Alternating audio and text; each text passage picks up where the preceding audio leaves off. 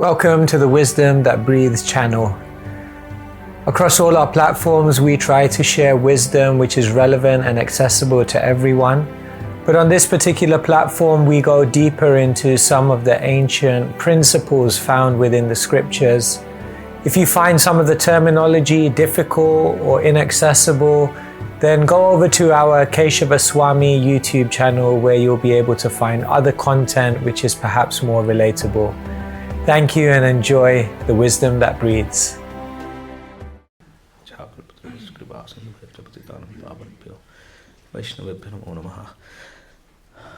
Hare Krishna. Samaj, we'd like to firstly extend a very warm welcome to you. Thank you for being here, and all these devotees from the Luana community have come here to hear about this topic of demystifying Hinduism. So, as soon as we hear the topic, our ears are standing and our heart is rolling. My God, he's going to tell us something about ourselves. That's very good.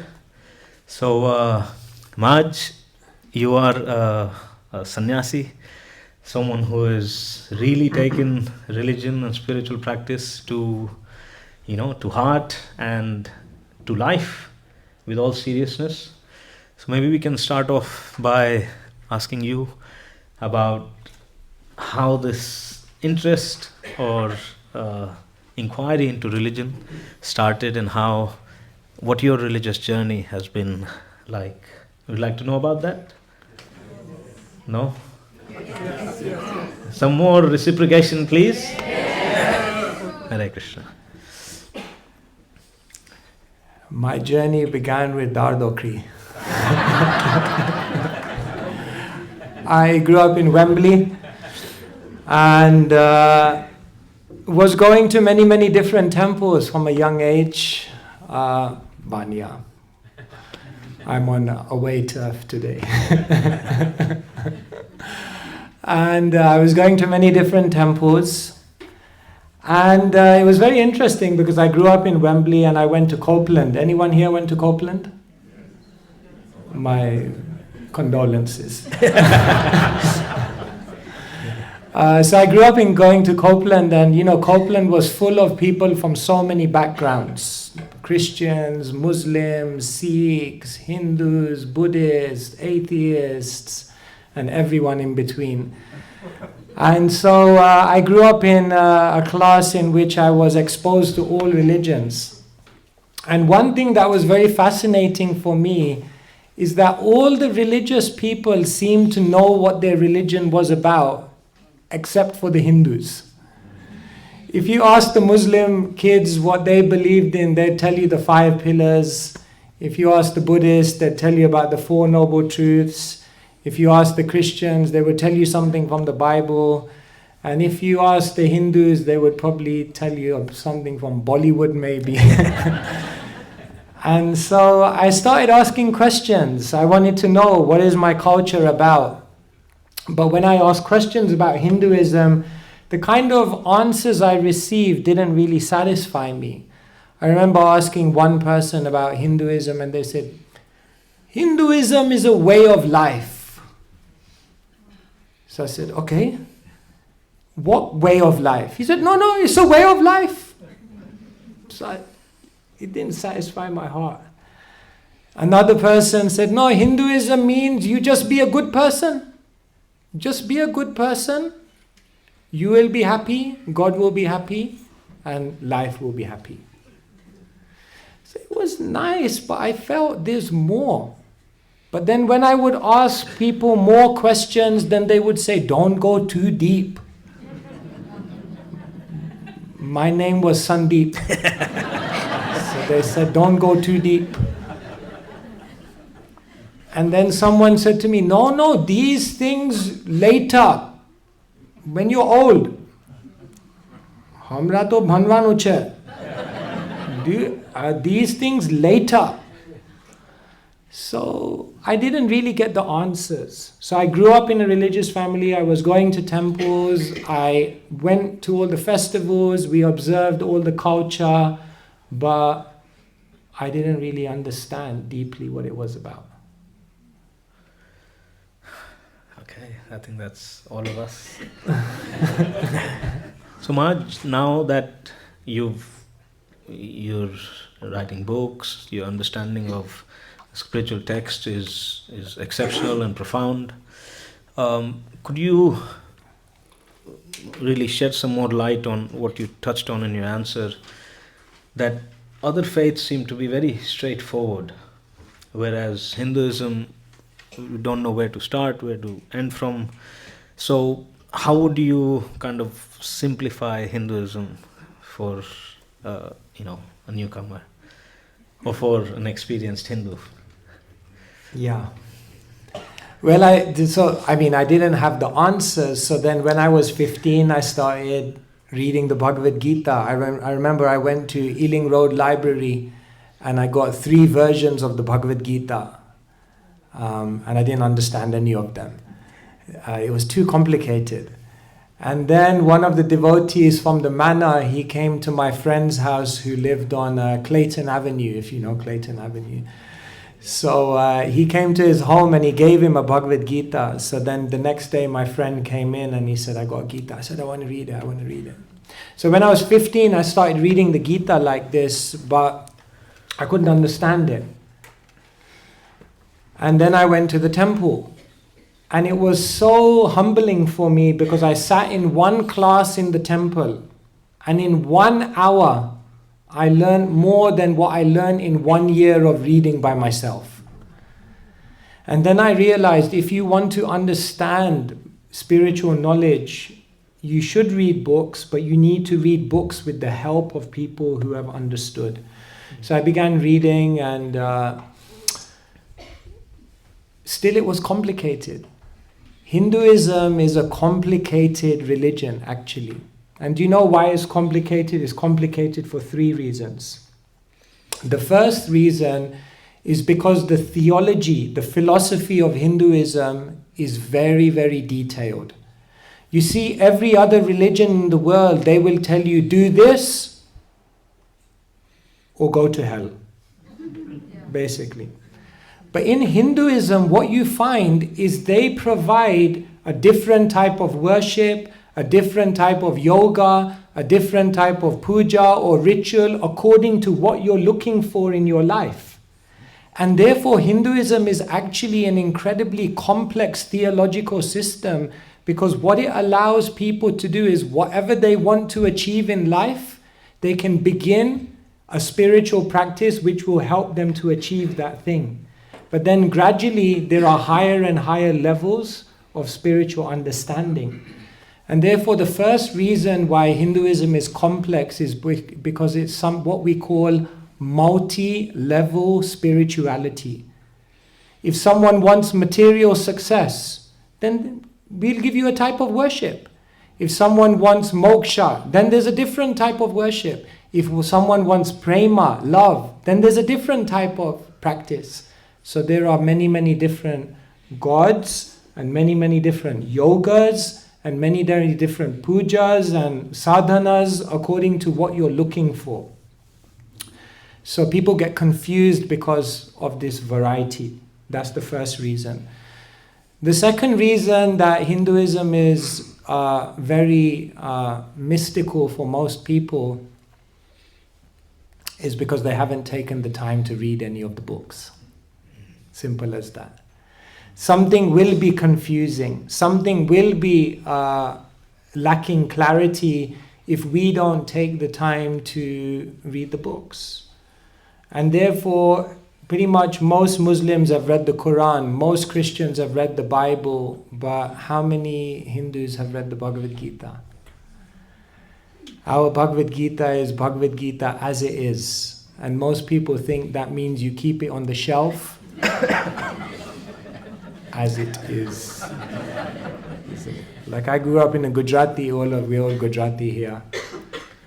In Gujarati families, everything is in plastic, isn't it? Remote control is in plastic. Sofas, you keep them in the plastic. Everything is in the plastic, you know. Otherwise it gets stained, isn't it? So when I go to most houses, even the Bhagavad Gita is still in the plastic only. No, we don't want to stain it. No, you have to open it. So the second reason why Hinduism is mystical, because people don't read, they don't take the time. Krishna says in the Gita, Tasmada jnana sambhutam ritstam jnana shinatmana chitvainam shamshayam yogam atisto tista bharata. Krishna says all the doubts in your life, they can be removed by the sword of knowledge, jnana ashina. And therefore, someone who takes the time to understand this knowledge, to grasp this knowledge, to apply it in their life, they can actually achieve wonderful prosperity on every level. So, this is what is required. When I heard the first part of your answer, I was thinking then, are we better off taking the simpler paths? But then your second part of the answer really kind of smashed that, because until you do not know, it's all missed. It's all missed, or it's a mystery. But when we put ourselves to learn, then things do become much more clearer, as you can see in Maharaj's life. I think Maharaj, I hope that was okay. Why we, yeah. The next question, Maharaj, I wanted to ask again, because at least I feel is one of those questions that we very often get stumped on. And that is, how do you explain many gods? Or the reason why there is so many gods or so many modes of worship. So if you can say something about this, many gods principle. Yes. So do we believe in one God or many gods, or we are God or no God? One time someone was walking down the street and he had a t-shirt and it said, I used to be an atheist, ... So I thought, oh, very good. Then he walked past and on the back it said, and then I realized I am God. So different people have different conceptions. So if you believe Hinduism is polytheism, say yes. Yes. Or is everyone going to just stay quiet? If you believe Hinduism is polytheism, say yes.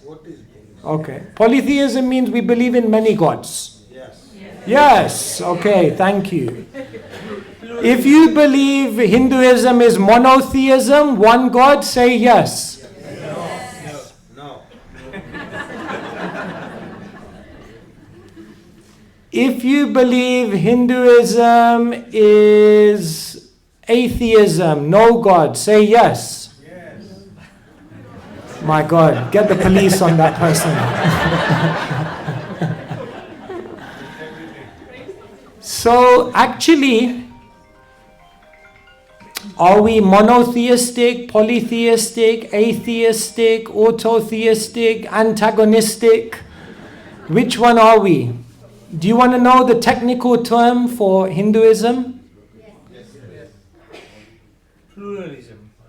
Polymorphic bi-monotheism. Can you repeat that, Maharaj? I'll say it again.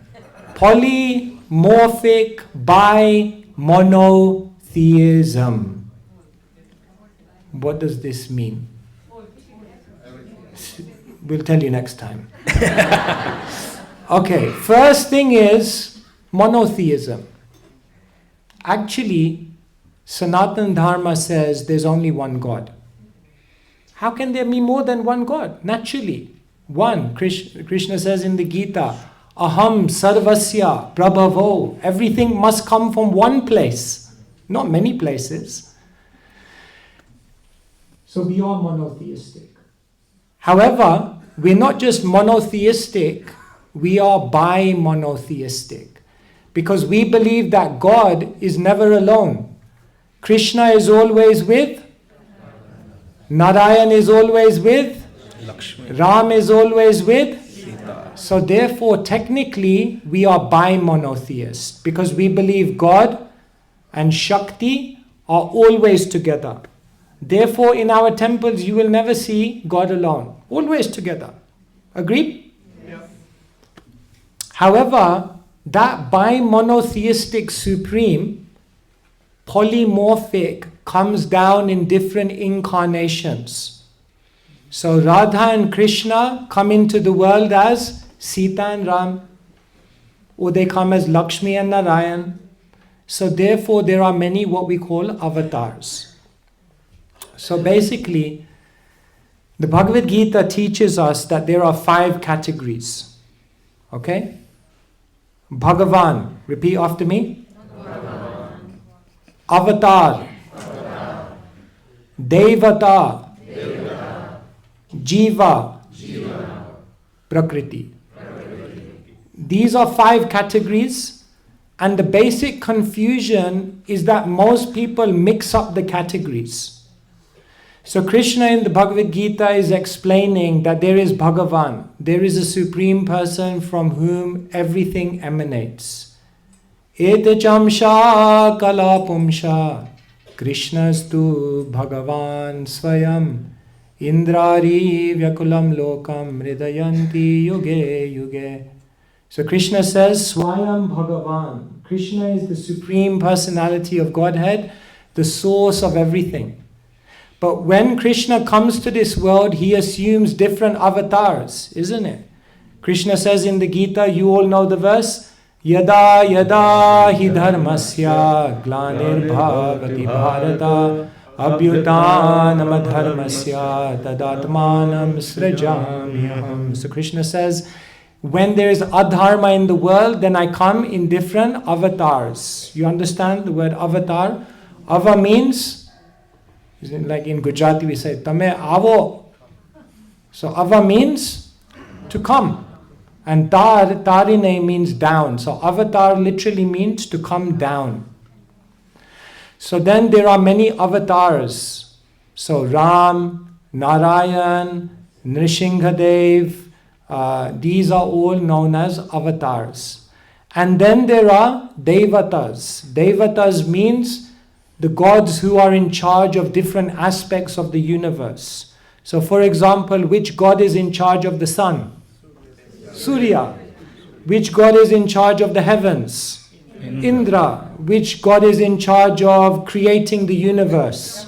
Brahma. Which god is in charge of destroying the universe? Shiva. Like that. Devata.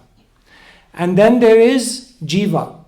Jiva means there are 8.4 million species of life, and there are souls in all of those species, and all of those souls are known as Jivas. And then there is Prakriti. Krishna explains, Bhumera po nalo vayu kamano buddhirevacha hankara iti amme bhinna prakriti rashtadha. There are 8 elements in this world. Earth, water, fire, air, ether, mind, intelligence, ego. This is Prakriti, the material nature, matter. So you need to know these 5 categories, because what people do is they mix it up. They make a jiva into Bhagavan, or they take a devata to be an avatar, or they take a jiva to be an avatar, and they mix up these categories.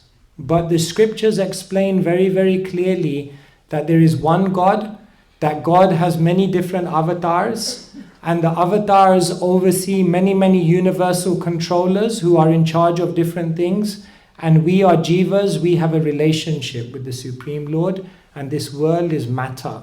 It's an opportunity to go back to the spiritual world. So, will you remember these 5? Yes. First is, then? Oh, you know everything. Very good. Simple. So Maharaj, you took us through the monotheistic, bi-monotheistic, polymorphic, there was another thing. Polymorphic bi-monotheist. Okay. He knows it. Thank you. Do you want to open and ask them? Maybe they have questions on this. Yeah, we want you to please get ready some questions. relevant to the topic. Don't ask for what's the weather like tomorrow or how India was at the Kumbh Mela. But Maharaj, I just have a couple other questions. You've just explained to us, and you were explaining how Krishna says, Aham sarvasya prabhava matta sarva pravartate. When we are beginners or we're not so well read, we're very happy to accept that. But when people come to us and say, no, I've just read the Shiva Puran, and in the Shiva Puran it is said that Lord Shiva is the Bhagavan. Or no, I've just read Devi Bhagavat and I've just learned that Devi is the Supreme. Maybe Maharaj, if you can please try to untie this, and also all these scriptures that people are quoting from are, I'm sure, Vedic scriptures, but if there's a hierarchy, or how do we understand this variety of scriptures in Hinduism? Thank you. So let's look at the word Bhagavan. What does the word Bhaga mean? Bhagavan, Van means to possess, and Bhagavan means one who is possessing opulence. Like sometimes you say Bhagyavan, like that. Anyone who has opulence, they are in one sense Bhagavan. But there is only one Svayam Bhagavan. It's not me. I'm the servant. I have to keep explaining that to people. SB is easier, you know.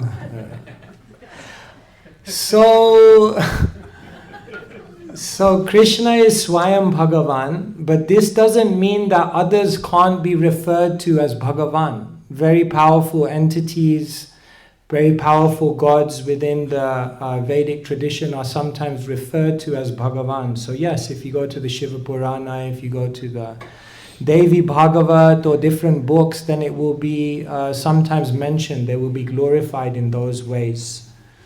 So therefore, it's important to always understand how the term is used in context, isn't it? Even in the world, sometimes when they refer to a celebrity, they say, and she's like a goddess, isn't it? Aishwarya Rai or someone will say like that. She's a goddess. He's a god. He's just like a god. But he's not literally God. It's a figure of speech to show how much exalted they are. So therefore, as I mentioned, in Hinduism or in Sanatan Dharma, we should use the word Sanatan Dharma because it's more accurate.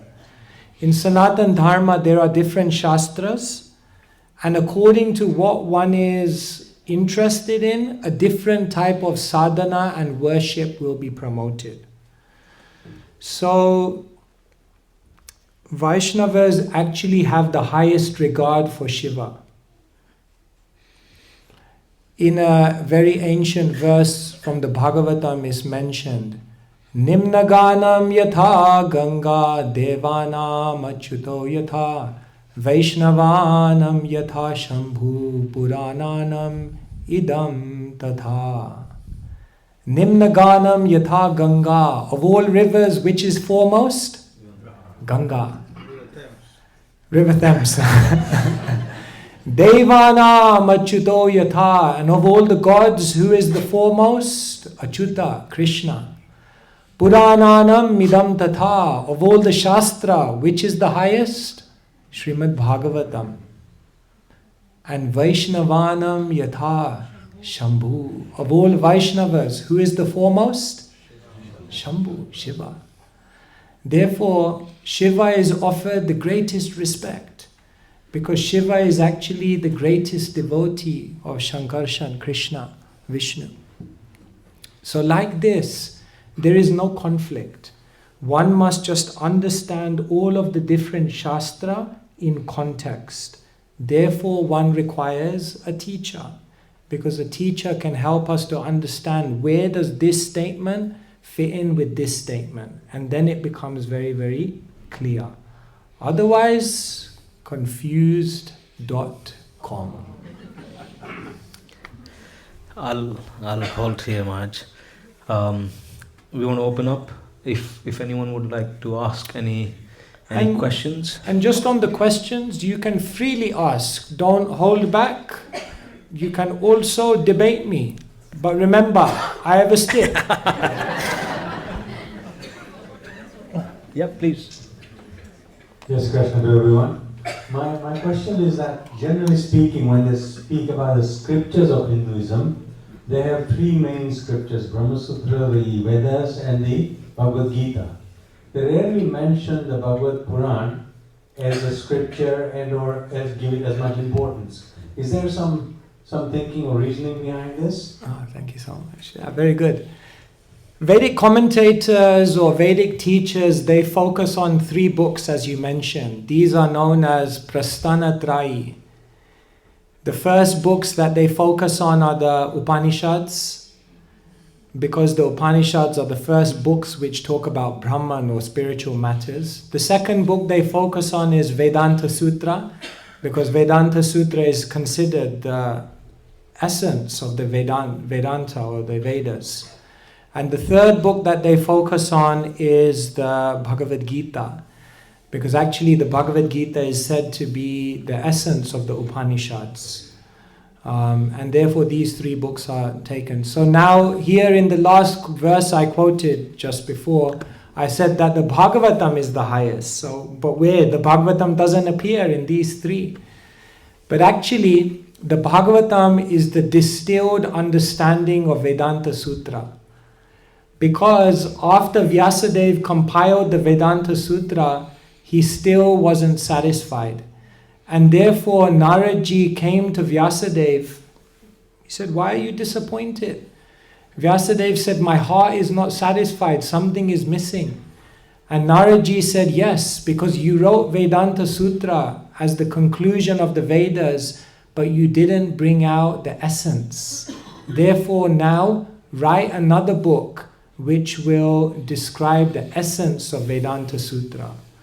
And therefore the Bhagavatam is considered to be the natural commentary on the Vedanta Sutra. Therefore there's a very beautiful verse, Sarva Vedanta Saram Hi Srimad Bhagavatam Ishyate Tadra Samrita Triptasya Nanyatra Shyadrati Kvachit. Sarva Vedanta Saram Hi. When you want to know the Sar of Vedanta, Srimad Bhagavatam Ishyate, that's found in Bhagavatam. The Rasamrita, once you have tasted Bhagavatam, Na Anyatra Shyad Radi Kvachit, your attraction will never go anywhere else, because the Bhagavatam is considered the Galitam Phalam, the ripened fruit on the tree of Vedic knowledge. So basically Bhagavatam is the essence of Vedanta Sutra, so it's contained within that Prasthanatrayi. Does that make sense? Is that okay? Thank you. Thank you. Why is it not given that importance? That's what I was just saying. Because in the Vedic tradition, these scriptures are said to be kind of the universal reference points. But later on, after these universal reference points were given, when Vyasadeva wanted to distill it further, then he established Bhagavatam. Okay? Yes. Hare Krishna, everyone. Hare Krishna. Hare Krishna, everyone. Keshav Prabhu, always I have seen you on Reels and YouTube, so I'm glad that I'm seeing you. Maybe there's a virus on your computer. So, thank you God for giving me the opportunity. Thank you. By the God grace, I have two kids, and they are fully believing karma. They have done their studies like Krishna Avanti and Avanti House. But whenever I say that, like, can you do the one round of chant every day before you go to the uni or work? But they believe that, they always say, now we are believing in karma, we are doing good karmas, we don't hurt anyone. Then why we need to do the puja? So, and these Gen Z, they always like learn from the practically. So, to be honest, I don't have that answer to convince them to do the puja. So, would you please let us know, like, why we need to do puja even after we are doing good karmas? Very nice. So I Thank you want so to much. know, then I Yes. can explain Okay. my Then you can kids. explain to them. Yeah. Gen Z. Very difficult. See, the first thing is I would say our own example is the most powerful thing. If they see that you're chanting, if they see the happiness that you're deriving from doing japa, if they see that because you engage in your acts of bhakti, your life has become so joyful, then you won't need to say so much to them. They will see by your own example. I'm not saying this is you, but many times at the manor, the parents come in the morning and they drop their kids off and they tell their kids, now learn Bhagavad Gita. Anyway, then they leave the temple, they go to St. Anne Shopping Centre, Safari Cinema, the golf course, and then in the evening they come back to the temple and, did you learn Bhagavad Gita? And I said, come on, we can teach them something, but if you don't live it yourself, if you don't understand it yourself, if you haven't tasted it yourself, how much you will be able to convince them?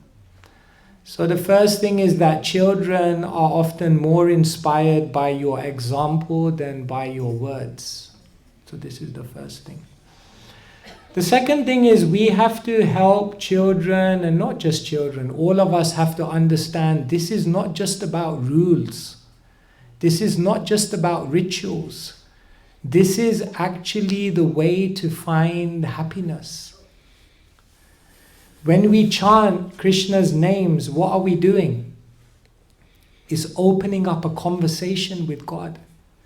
Imagine you could have a conversation with God. Nowadays, everyone is fascinated by ChatGPT because you can ask any question. It will even do your homework for you. But Krishna is even better than ChatGPT. Because imagine, if you're connected with Krishna, you can ask Krishna any question. And Krishna never gets it wrong. He'll speak to you. He'll guide you. He'll inspire you.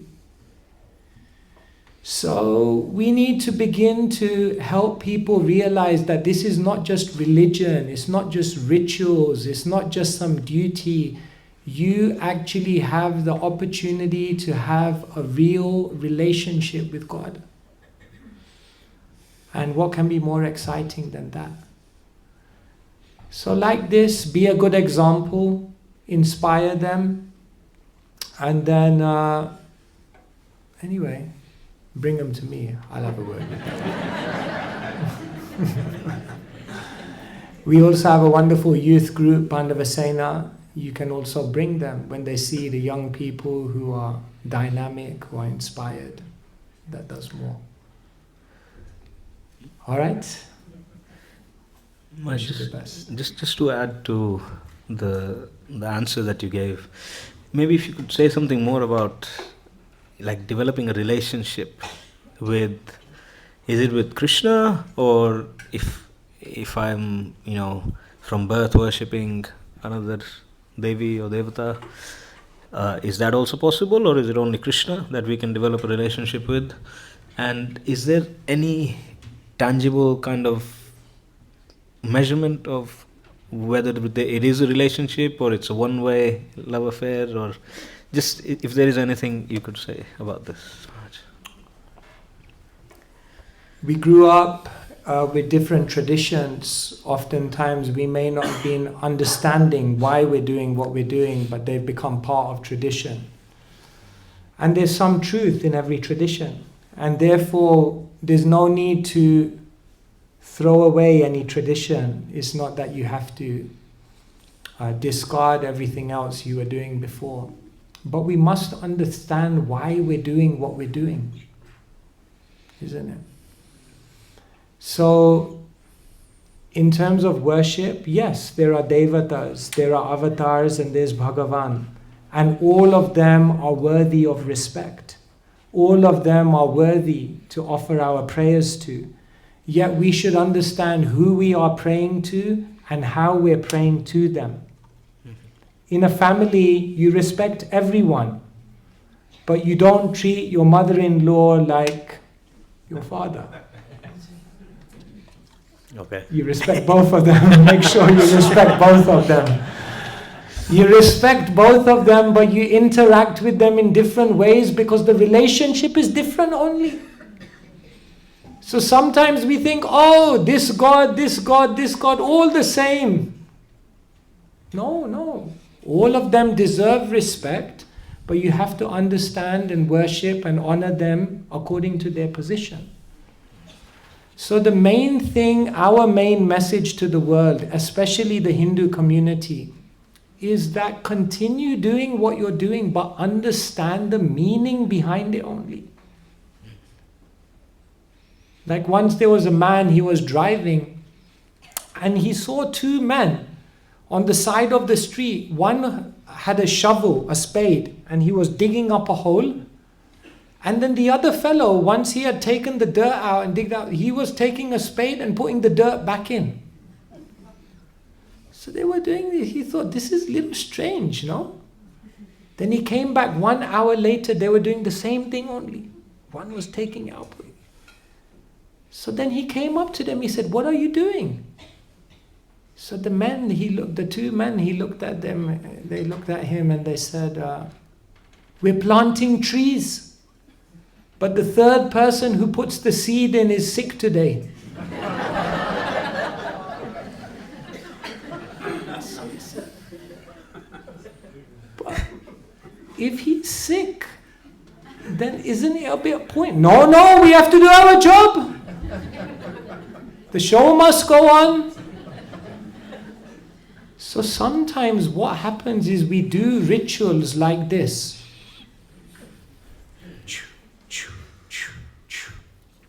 But the seed, the understanding, the bhav, the spirit is missing. And therefore, we don't actually get the maximum benefit from it. That's why coming to the Gita class every 2 weeks or however often it is so important. Because then we can actually understand why we're doing what we're doing. Like many times people come to the temple room at the manor and they ring the bell on the way out. So I asked one person once, why do you ring the bell on the way out? They said, I saw the last person doing it, so I thought it must be the right thing to do. Now I'm sure if I went to that person, he'd probably say, because I saw the last person. Generally, you don't ring the doorbell when you leave the house. Generally not. Generally, you ring the doorbell before you come in. This is just one small example of how we can do things and not understand the meaning, isn't it? Thank you, Maharaj. Any other questions? Thank you. So, Maharaj, you started off by saying that you went into finding the mysteries of Hinduism because you couldn't understand and you couldn't explain it to other friends. And aren't we in the same situation even now? Because I'm thinking of our children and our grandchildren, and it's simple. In Christianity, there is one God they believe in. In Islam, there is one. And we have got, and you already explained the different facets of Hinduism. And I think Hinduism is slightly more complicated for all of us because we've got different sects. We've got the Hare Krishna movement, we've got the Sanatan Dharma, we've got the Swaminarayan sect. And I find when I talk to my friends, English friends, and especially in the political world, when it comes to Hinduism, and they're asking me who is going to be the spokesperson if something goes wrong, I can't say to them, go to the Hare Krishna temple, because then the Swaminarayan sect will be upset. I can't say to them, go to BAPS because somebody else. So what I'm trying to say is, what can we do, because our life is over, what can we do for the kids of this country to demystify this simply? Thank you. Thank you so much. See, in every religion you have groups, no? Like you think we have many groups. You know how many churches there are. This Reformed church, that Anglican church, this church. There's so many. So in all religions you find that there is some variety, some difference or some variation in theology. But basically, whether you're Hare Krishna, Swaminarayan, Pushti Marg, we will all agree on certain universal points. Maybe on some theological points we will have a different emphasis. But basically the core spiritual points are the same. It's not complicated. But what's happened in Hinduism is that we have failed to communicate that to the next generation. If I'm very honest with you, Hindus are the most confused people. And it's not just because it's a difficult tradition to understand, because it can be understood. But it's because it hasn't been taught in a way which is relevant, applicable, clear, and beneficial for people's lives. So that's what we're doing. So I think begin by bringing all your children and all your family members here to the Bhagavad Gita class. Let them hear to the crystal clear explanations that Vaishnava Prabhu, Kuna Prabhu are giving. And they will begin to see. We have books, you can take them away, read them. We have to, Gandhi said, be the change you want to see in the world. If someone asks us, what does the Bhagavad Gita teach? Tell me in 2 minutes. Would you be able to say something substantial? Or are we going to tell them a very general statement, the Bhagavad Gita is a way of life? Okay, that's nice. But what does that mean? What is the Bhagavad Gita teaching me in terms of how I should live my life? What is the Bhagavad Gita teaching me in terms of what is the purpose of my life? We should be very clear. For example, there are 5 topics in the Gita. How many of us know those 5 topics? We've spent 3 years with you. Kunal, what's happening? 5 topics of 5 topics you should know. 5 topics. Like the Muslims know the 5 pillars. 5 pillars, right? Islam. No? So anyway, we will have to go through this again. These are points. See, I just say one other thing. I'll say one other thing.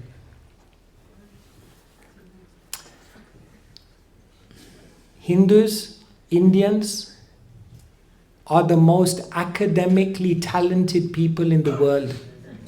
Haribol. They have BSc, MSc, PhD, MAD, everything.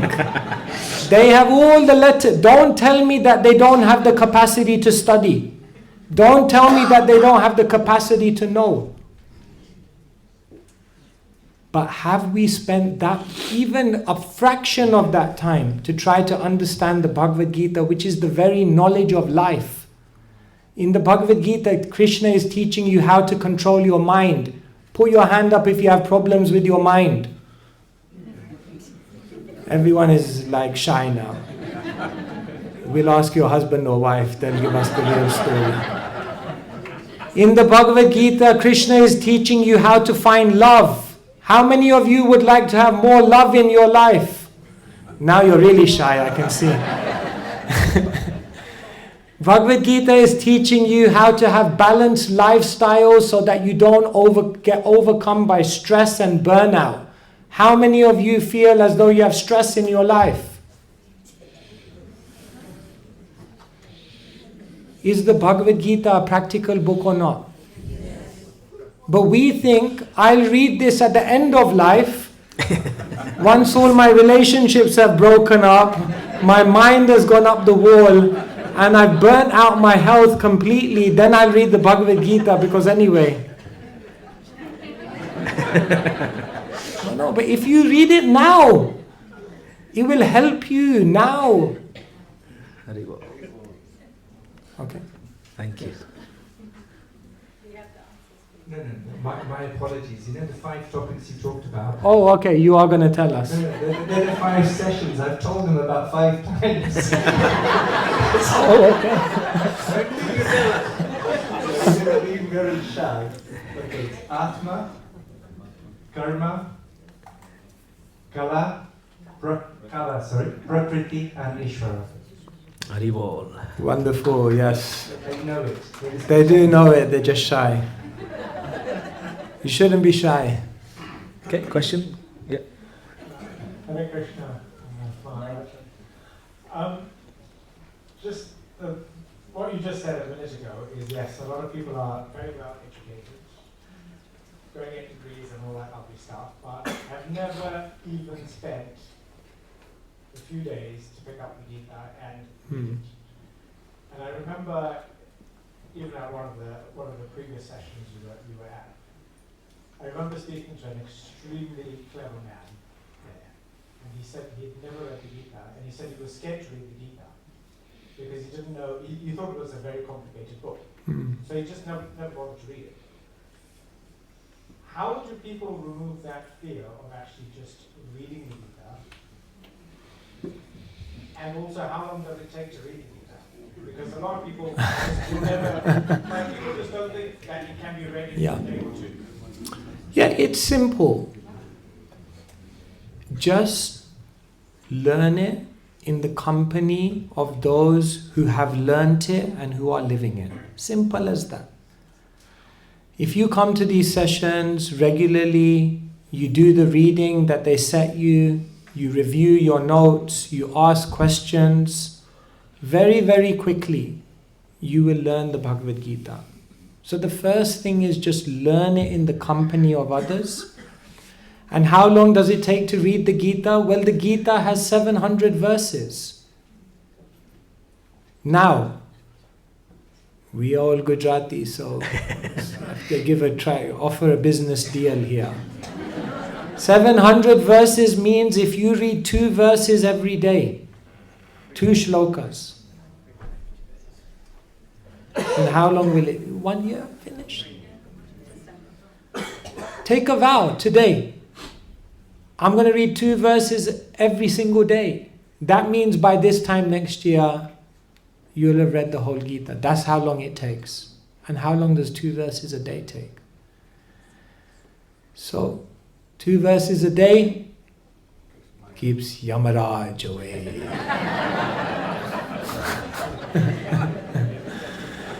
It's good for your health on many levels, you know. So just try. Actually, what does Lord Shiva say to Parvati? Maline moshanam pumsham jalashnanam dine dine gita shakrit bhashishnanam samsara malanashanam. Jala means water. Shnanam means bath. Jalashnanam dine dine means take a bath every single day. So every day we take a bath with water to cleanse our body. Shiva Shankar, he says, every day you should also bathe your mind in the words of the Gita, so that all of that negativity, isn't it? In the mind there's so much negativity, all of that gets washed away. Okay?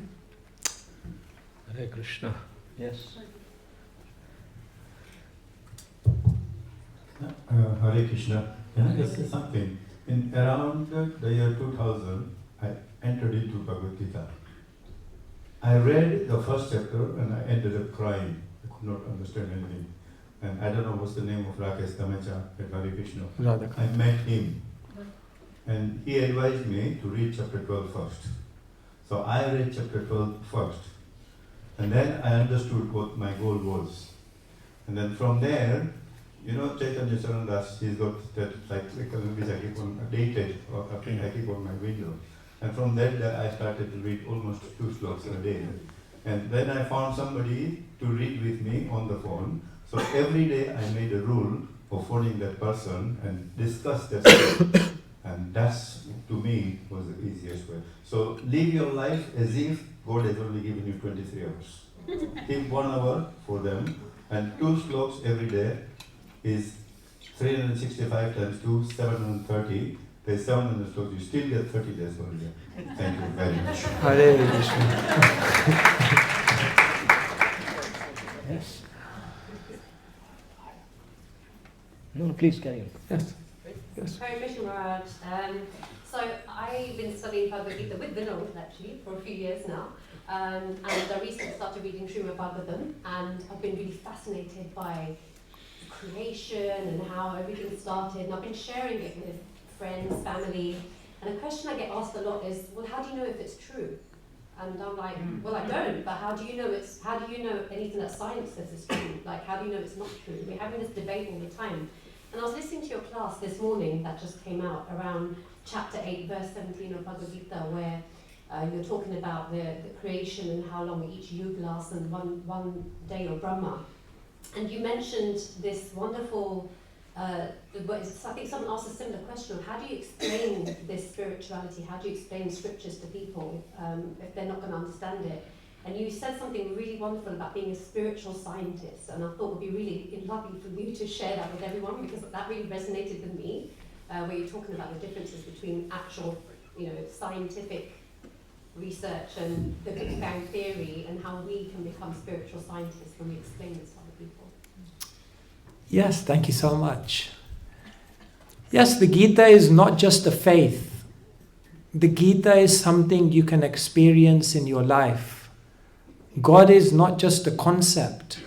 God is someone you can have a relationship with, a conversation with in your life.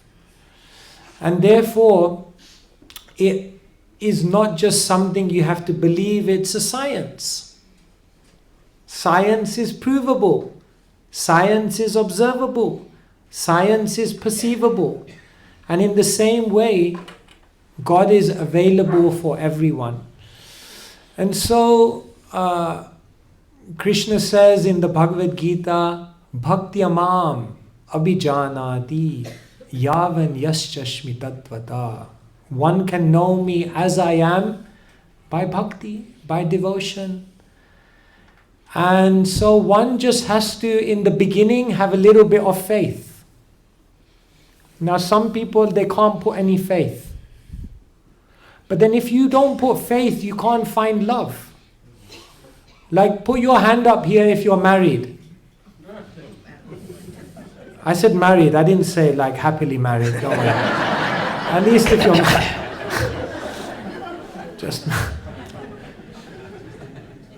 I'm sure you are finding happiness in your marriage. Right? Because you put some faith in each other. Did you do a criminal record check before you got married to that person? How many of you did a criminal record check on the person you are marrying before you married them? Really? Okay, I'm glad to know. So that means you just put faith. How do you know? You could have been marrying a killer. A mass murderer, maybe. No, but you put faith. And now, because you put faith and you served each other, now there is love. So it's the same way with Krishna. Everyone says, well, where is Krishna? I can't see him. How do I know? Prove it to me, prove it. Baba, put some faith. You put faith in so many things. How many of you have been on a plane? How many of you met the pilot before you went on the plane? You have no idea. You were letting someone fly you 30,000 feet in the sky, and you have no idea who it was. But you put faith. Every day we put faith. Therefore Krishna says in the Gita, Shraddha vallabhate jnanam tatpara shamyatendriya. Krishna says, Shraddha. Yeah, you know this word. Rit means the heart, and dha means to place. Shraddha or faith literally means to put your heart into something and begin. And then you will experience Krishna in your life. Krishna will speak to you. Amazing.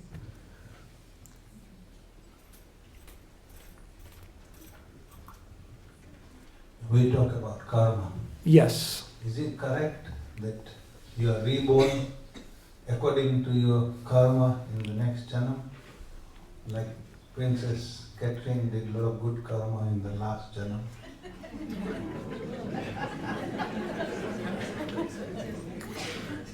So Krishna explains in the Gita, Antakale chamameva smaran muktva kalevaram ya prayati samadbhavam yati nastyatra samsayah. Krishna says, Antakale, at the end of time, when you breathe your last breath, smaran muktva, whatever one remembers, giving up their body, ya prayati samadbhavam, that's what they become. So it's not the whole life. But,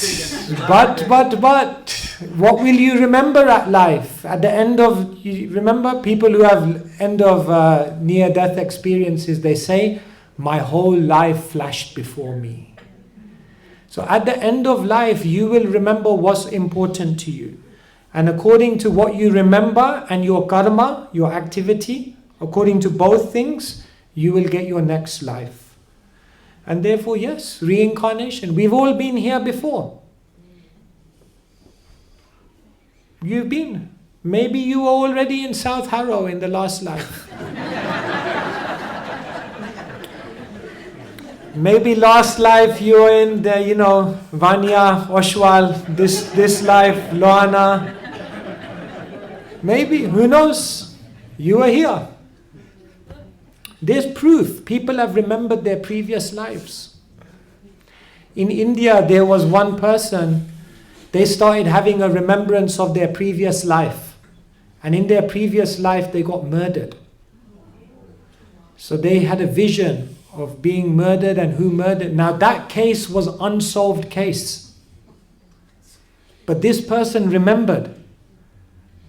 This can only happen in India. So this person went to the police.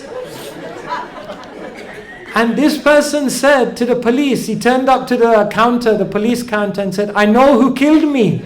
They said, what are you talking about? You're standing here. What do you mean? No, I know who killed me in the last life.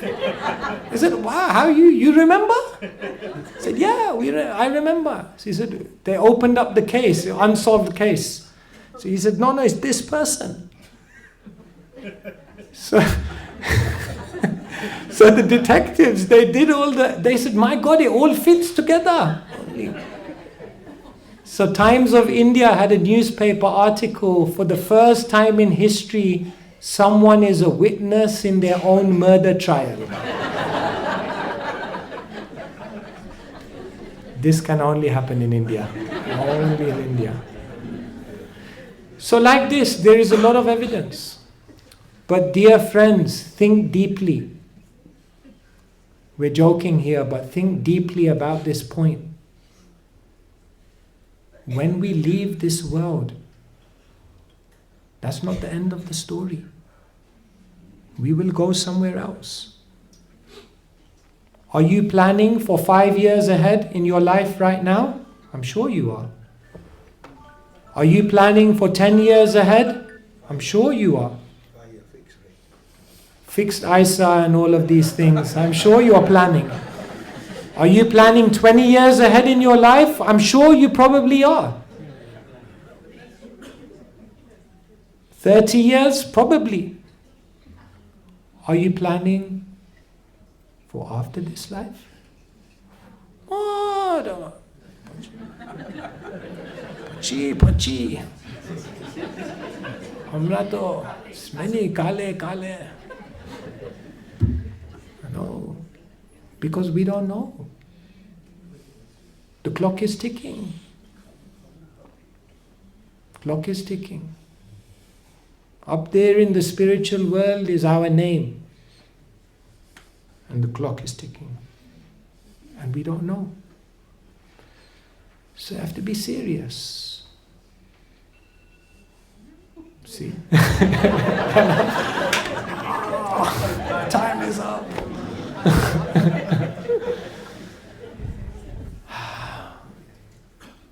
I was writing, we have to also write wills, you know.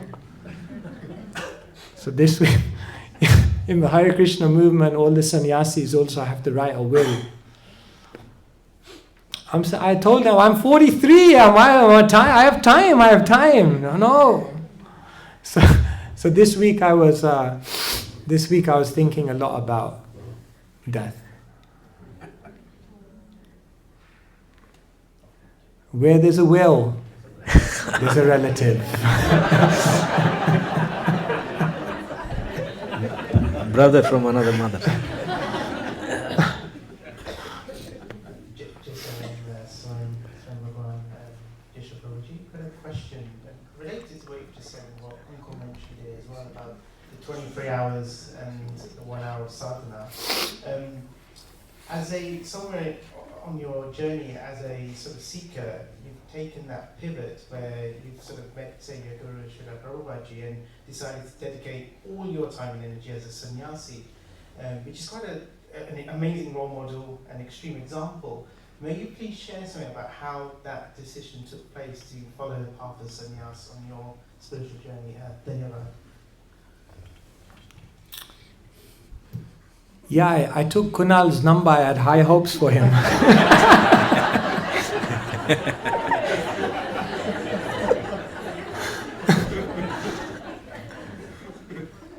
See, he's doing good. See, the first thing is mentioned in one Bengali song. Grihe thako, vane thako, sada hari bole dako. Whether you live in the griha, in the family, or you live in the vana, in the forest, whether you're a householder or a sannyasi, actually everyone's business is the same thing. Sada hari bole dako. Just chant Krishna's names. So actually, in one sense, it doesn't matter so much.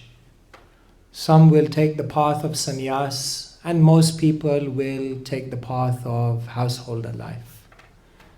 But who is the real sannyasi?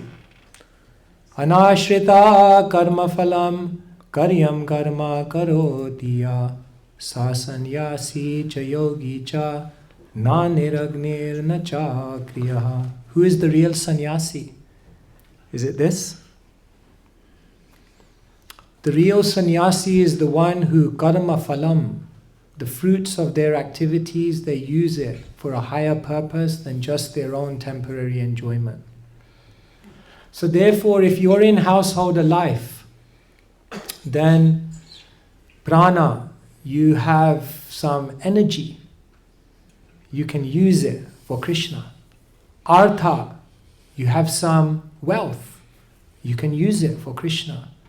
Dhiya, you have some intelligence. You can use it for Krishna.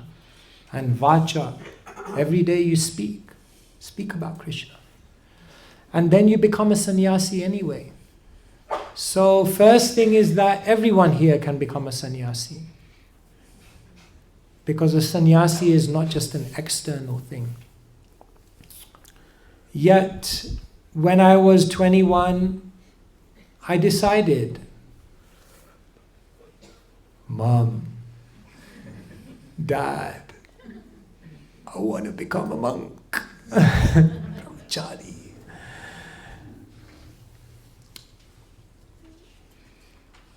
I think each of us have a path in life. Each of us have a personality and a nature. And each of us have some contribution we can make. And so when I was young, I got that strong sense of conviction that I think I can try to serve the world in this way. And so I'm trying. I sit in front of you not as someone who's anything greater than any of you. We are all souls.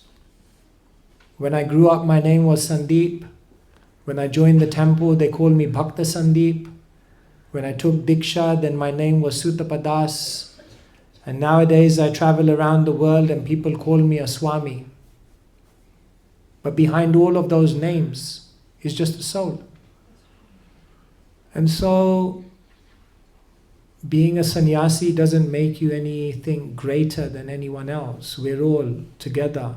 We're trying to walk towards the spiritual world. And we just have to find a life which is natural and authentic to us. So yeah. But if you want, you can give me your number. I'll try again. Hare Krishna. Thank you so much. Thank you. I'm very conscious of time, so we'll just have two more. Two more, and then that we'll close the evening. Hare Krishna Maharaj, thank you so much for the wonderful class, and thank you so much for whenever you are here at Manor and you are coming from Munda. I know it must be so hard for you, so thank you so much. Oh yes, Mataji is often at Mangalarti. Yes, very good. Maharaj is so regular at Mangalarti. It's so difficult, but he still try to manage, so it's a wonderful thing. My today's question is that Maharaj, as I know that just now I come to know that you are also Shah. In the Gujarati Shah. Highly significant points. From Gujarati Shah to sannyasi in Krishna consciousness, not in Jain, monk, Buddhist, something like that. How do we actually practically make choices? Since you have done, probably you have already done so many choices. So in practical life and spiritual life, like not what should I eat, kheer or mohanthal, or what should I do? The practical choices, like life learning points. From there to what to do, to attend the kirtan at temple or to listen Guru Maharaj's class at house. I often get so confused getting clarity with the choices. So any practical tips to choose the choices? Okay, thank you so much. Thank you. So how do we make choices? So many choices to make in life, career, marriage, prasad. So many choices to make. So how do we know which choice to make? Thank you. Thanks. So the first thing is that when we learn Shastra, when we learn scriptures very nicely, then actually what happens is we get all of the principles very clear in our mind, and then it becomes much, much easier to make decisions because you have all the principles clear in your mind. In the Gita, Krishna is teaching, if you live with these qualities, if you live this kind of lifestyle, if you live with these kind of understandings of the world, then all your decisions, if they in remembrance of these, will always be good decisions. Bad decisions come because we don't remember the principles that are given in Shastra. So that's why the first thing is, if you hear Shastra, Krishna says, Majjita sarvadurgani matprasadat tarishyasi Atachetvam ahankaran ashroshasi vinangshasi. Krishna says to Arjun, if you become conscious of me, if you hear me, then you will overcome all the obstacles of life by my grace. But if you act not hearing me, you will be lost. Therefore, the first step in making good decisions is to really understand scripture very nicely. And then second thing is, have teachers. Because Shastra is understood through Guru. And therefore have a Guru in your life, and especially when you're making big choices, like how many puris to have,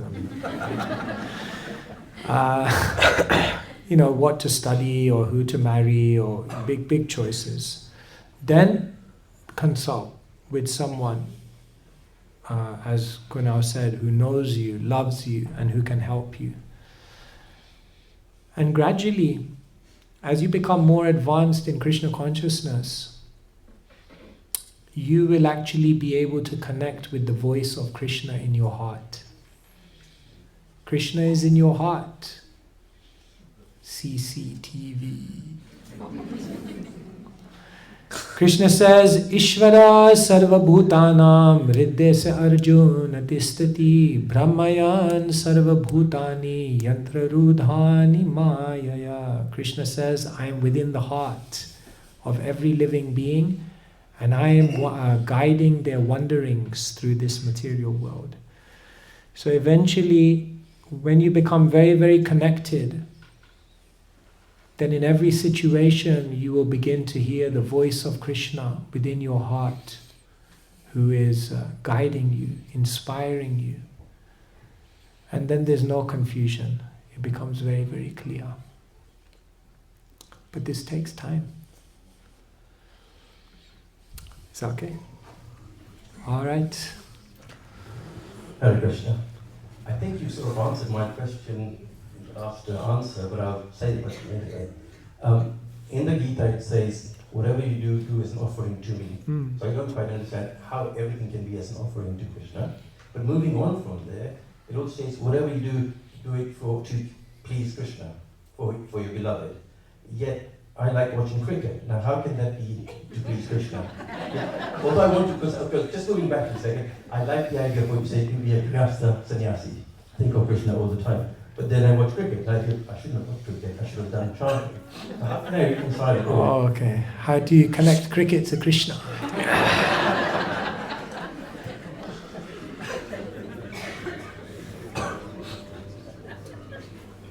Yeah. Well, me and my brother were named after cricketers. My brother was named after Sunil Gavaskar, and I was named after Sandip Patil. So we were big cricket fans. I thought I was going to be a cricketer as well. Anyway, Krishna hijacked that plan. So the first thing is that in any activity that you're doing, there is an opportunity to connect it to Krishna. Every day you're going to eat. Offer it to Krishna before you eat, then it becomes prasad. Every day you're going to read something. So instead of doing endless doom scrolling on your device, read scripture. Every day you're going to talk to friends. So instead of just having mundane conversations, talk to some spiritually minded people who can give you wisdom. Every day you're going to watch something. So maybe you can watch something about Krishna or tune into the Manna live stream and see Radha Gokulananda or a class or something like that. So the first thing is that there are basic activities in your life that you're going to do every day, and you can already make them spiritual. Make sense? Now, cricket. How do you spiritualize cricket? Well, I think half the time from my experience of cricket, playing cricket and watching cricket, is that 70% of the time nothing's happening. When I used to play cricket, I was just like, sometimes hours would go by and I wouldn't have anything to do, you know. So there's always an opportunity in the moments in between someone hitting a six or something, you know, to remember Krishna, I don't know, do some japa or something. So I'm sure there are gaps that you can fill up there. You might just find that as you become more and more spiritually advanced, the things of this world gradually begin to lose their attraction. I was so into cricket, but you know what? Anyway, it is just a side point. But what really, something happened which just put me totally off cricket. You know what it was? Match fixing. When the first thing about match fixing came out, I lost my attraction for cricket because I thought, oh no, it's just for money. lost its charm. So gradually what happens is that the things of the world, which may seem exciting when we look a little deeper, we realize maybe it's not what I thought it was. And then you'll go towards the real thing. But in the meantime, just chant some rounds in between overs. Is that okay? I think we could go on all night, but you have to wrap up here. I think so. Thank you so much, everyone. It's been an honor to be with you this evening. Thank you for making it.